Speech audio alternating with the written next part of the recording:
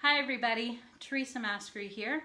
I had the opportunity to speak at the CAPA 2018 conference a couple weeks ago, and one of the most common follow-up emails that I got was, how did I make my connectivity board? So I'm going to show you that today. But first, for anybody who wasn't there, I'll explain what it is. This is an association board, so like I've got a word on this side and then the definition on the other side. So if I take one end of my continuity tester and I just touch one of the metal buttons on this side, and then I take the other end and I connect it to one of the definitions on the other side, you'll see the light lights up. All right.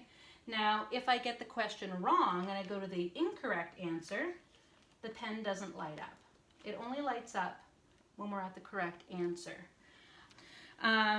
It looks cool and it's super easy to make. So how are you going to make it? You need a continuity tester.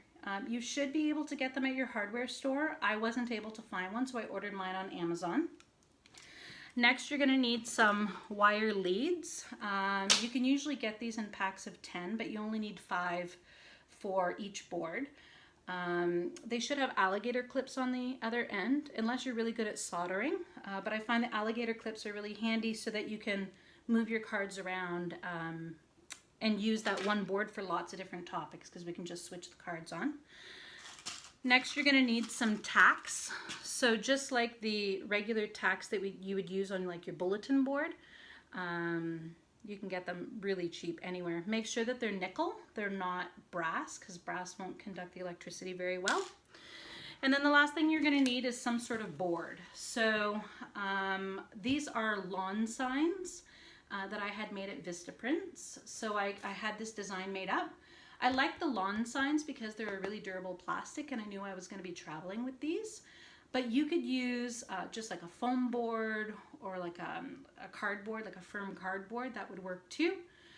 The first thing you want to do is lay out all your cards and know how you want the board to look. These are designed to fit 3x5 file cards.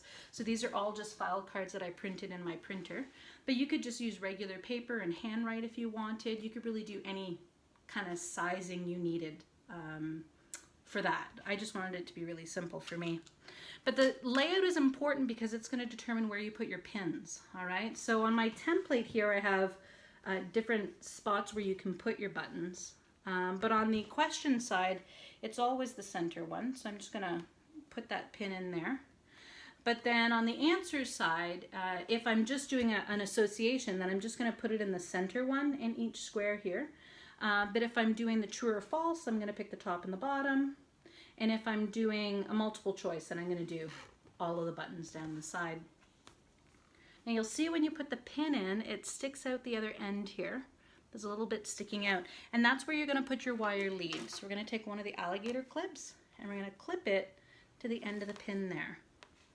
And then the other side of the clip, we're going to connect it to the answer on this side, wherever we put that pin. And it's really important that we put it in the correct space, because if we don't put it on the correct pin and we add it to one of the other ones, then the light bulb's not going to light up, and so we're not going to have our answer. All right? So that is it. Those are my boards. If you have any questions, feel free to shoot me an email.